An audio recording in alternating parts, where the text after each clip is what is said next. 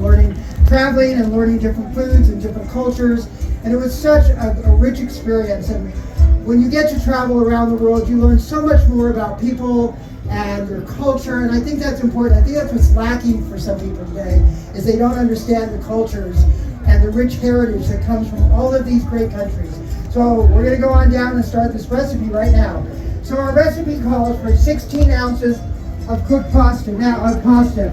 I already cooked my pasta last night, and it's something I do on a regular basis. I just cooked some bow tie pasta. This is semolina, so it's a little thicker. And I went ahead and got it cooked about halfway through, and then I put it in an airtight container in my fridge. That way I can pull out whatever I want when I'm making a meal. So this is one way. You can also buy, you've all seen fresh pasta in the stores, that comes and you can put it in. This just takes a couple minutes. This doesn't have, this is a flour pasta. This is a semolina pasta, which has a thicker and a richer flavor. No matter which pastas you're using, you always want to make sure you salt your water. Lots of salt. Lots of salt. It's your only chance to get to flavor your pasta. So remember that. It's just, a good palm full of salt into the water. It's not going to hurt you. It's not going to increase your salt intake too much, but it is going to add some flavor to that pasta, which you want.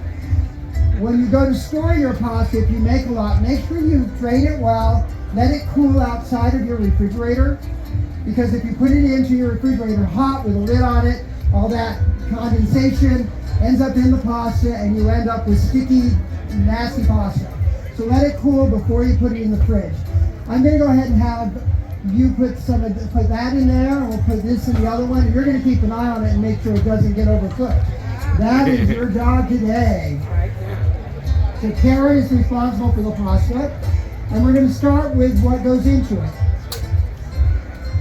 So this recipe calls for olive oil. There's a lot of olive oils. You'll find olive oils that have basil infused. You'll have olive oils that have garlic infused. You'll have olive oil that has no flavor infused. There's a lot of different choices. Today we're using an extra virgin olive oil cold pressed. Does anyone know the difference between cold pressed and not cold pressed olive oil? No, neither did I till I looked it up. No, I'm kidding. So cold pressed olive oil is made with tools that don't heat up. So the entire processing of the olive oil, from the olive to the oil, there's no heat involved. So it's cold pressed, and that keeps all of the nutrients and the better items that you need out of olive oil. When it's a regular pressed olive oil, it goes through heated instruments, and so it removes all of the great nutrients and things that you want in olive oil. So always make sure, and most olive oils are cold pressed. So we're going to start off, we got a hot pan. We're going to put about 2 tablespoons of olive oil. I also cook garlic. I take it and I put it in olive oil. I put it in my air fryer, and I bake, or I cook it, and I get grilled garlic that I can use anytime I want. It's always great. So we're going to cut up some garlic. You want it to be chunky. Now you can buy it in the can, the jars that you buy all the time. But you can buy it already chopped, minced, diced, sliced. We're just going to do it ourselves. And we're going to start off with that olive oil. You want a hot pan. You don't want it too hot because you don't want to burn your olive oil. Can you stir that for me? All right. We're also going to add dried oregano, dried thyme, and that's it. Dried oregano, dried thyme. Just right in. Turn that down just a little bit. And you can already smell, or they can anyways up here. All right. Super simple. The next thing we're going to add into this is some of our pasta water. Now I saved my pasta water from last night. I've got it here with me. And we're going to put a half cup right into this. Go ahead, keep stirring. There we go. And once we've got that in there, the next ingredient that it calls for is 8 ounces of feta cheese. Now, you want to buy feta cheese that's in the block. And the reason for that is there's moisture in the block. When it's crumbled, it's very dry. And we want this to melt down. This is the base of our sauce here. So we're going to put that in. Just a little, and that's going to melt. So the nice thing with this recipe or any recipe, and I suppose it's what I like about not being a baker, because baking requires such precise engineering. You can't have a little too much salt or a little less butter. It's got to be very precise, and that was the one thing my mother was amazing at, was cooking and baking, but not cooking. There's also your choice of ingredients. So for instance, I was talking about olives that go in this, so keep moving this around. You use this if you like. Keep doing it like that. Start to melt down. There you go. All right, so I've chosen olives that are stuck with some peppers, some jalapeno peppers. So it gives a little bit of spice to it if we add it in. If somebody didn't like olives, you could add the gherkins. So I like to give people the option, of what they like to have in their pasta. So typically in my house, I'll have bowls like this with the different things that you could put in it. You might want them all, you might want just a few of them.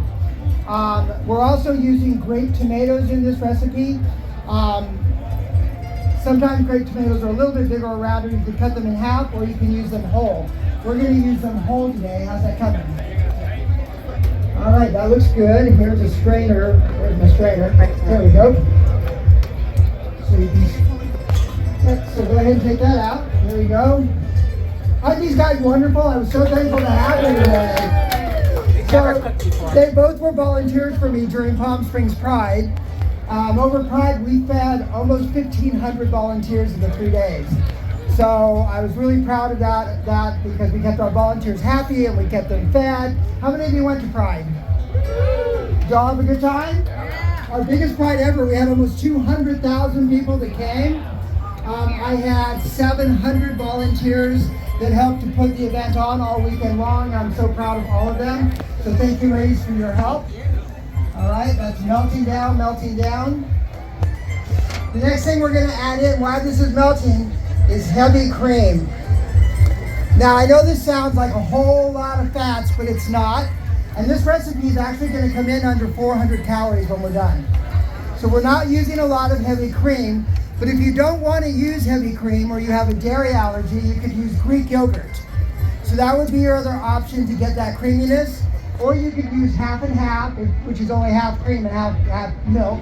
Or those are about your only options. There we go. So we're going to add in a half a cup of heavy cream. I gotta break this up a little bit. All right. Half a cup of heavy cream. There we go. And she's going to keep melting that cheese down. I know I don't measure. I'm just one of those poor guys that, to see how it's going. But that's coming along really well.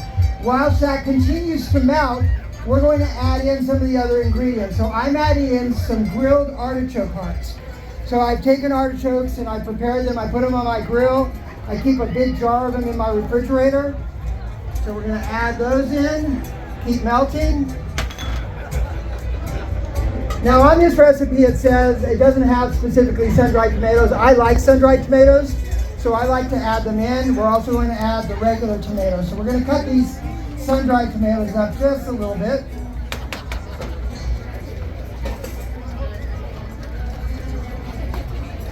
I actually planned on Bianca from the news was going to be here, and she's from Greece, and so I did this specifically because she was going to be here and I wanted her judgment on my Greek cuisine.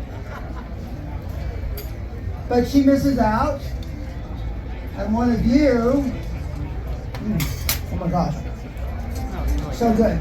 So while that keeps melting down, how many of you are big appliance people? Like you buy every appliance you see on television and you've got your kitchen stocked with it, see? I put myself on appliance probation. I try not to buy an appliance unless I take one out. So, and all of those nifty gadgets and things are helpful and handy, but you end up not using most of them. But one thing that I use all the time is an immersion blender. All right?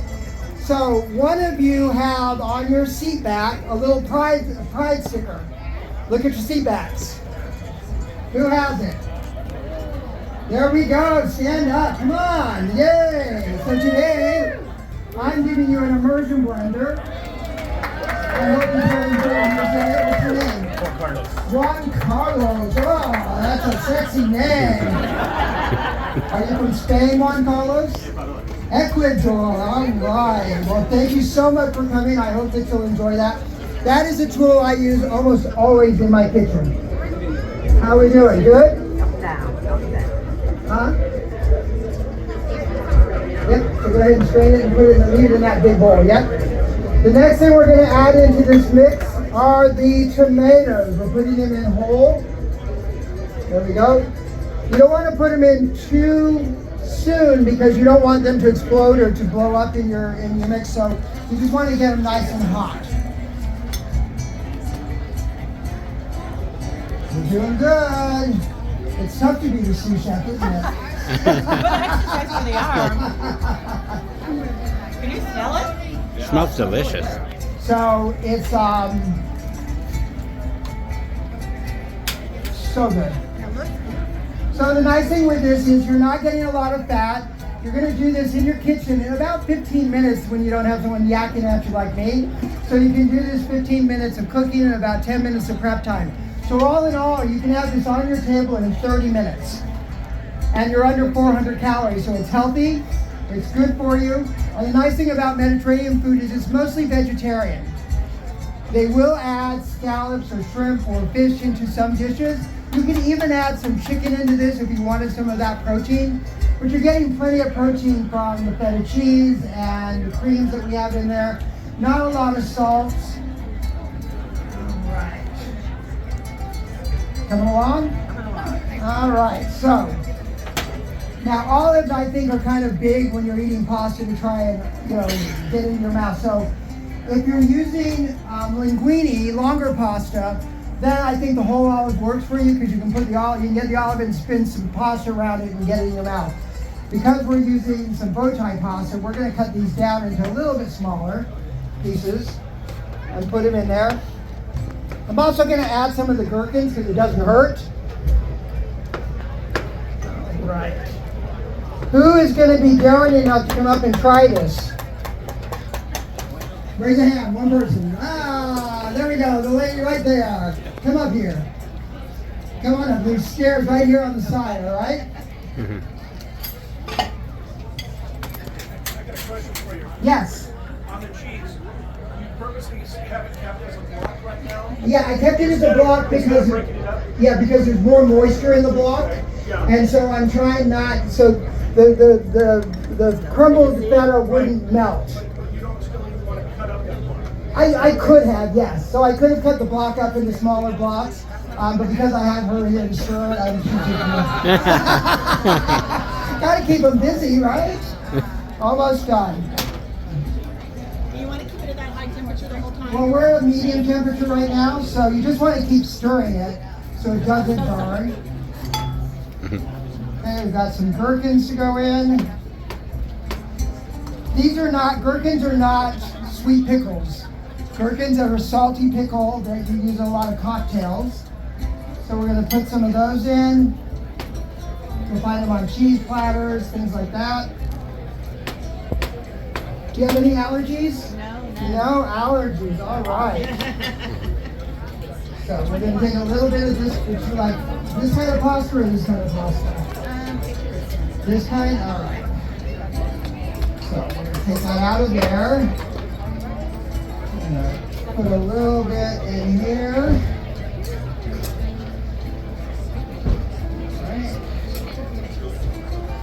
We're going to put some of our sauce in.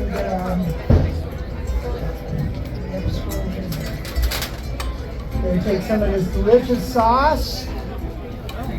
Now I like to mix all of my pasta and everything in a bowl before I put it on somebody's plate so you get a nice coating. And remember, we put in that pasta water, and the reason you put pasta water into your pasta, anyone know?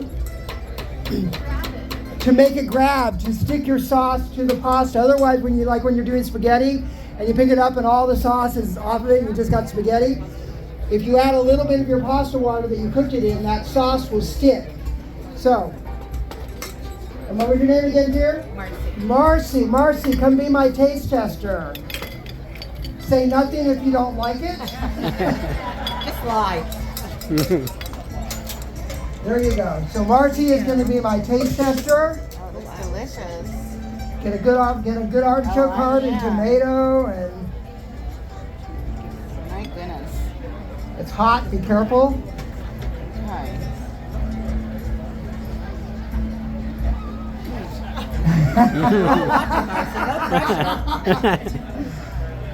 Hot, but good. She said good for those of you that didn't hear that. Hot and good. So what's your favorite flavor in there?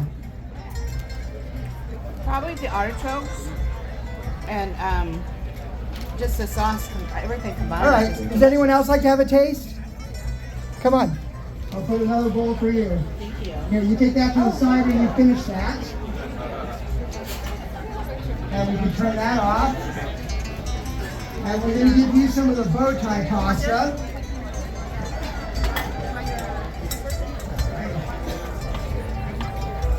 And you want to put a little sauce on this for me? You can turn it off. Where's that? Stingy sauce. All right, and let me just mix this up for you. All right. And remember, presentation is half of the effort at your table. So you can put some feta cheese on top, some Parmesan cheese, a little slice of lemon on the side, and you've got this beautiful pasta dish that is delicious, and we're going to give you a taste.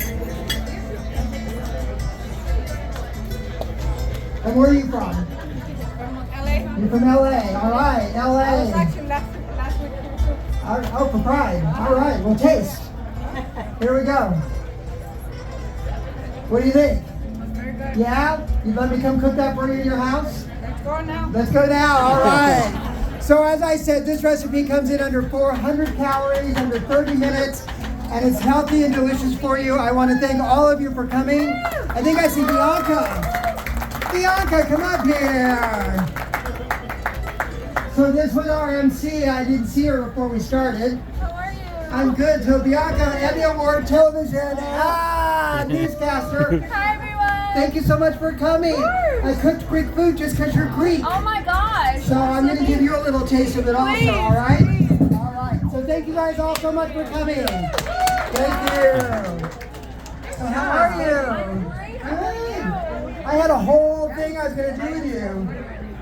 Oh, don't worry. Don't worry. Let's get you a little bit made. Smells delicious. I know. Oh my gosh. What did you guys make? Greek pasta Smells amazing. with artichoke hearts and tomatoes Incredible. and gherkins, Parmesan. Deliciousness. Oh, you guys had a beautiful day. It's wonderful. It is beautiful. You look so good. you. My goodness, you always Be look so here. good. Thank you. Mom and Dad are on their way. They're locals now. They live in La Quinta. Do they? Try. Oh my gosh. Take a bite. Let me get an olive too. Oh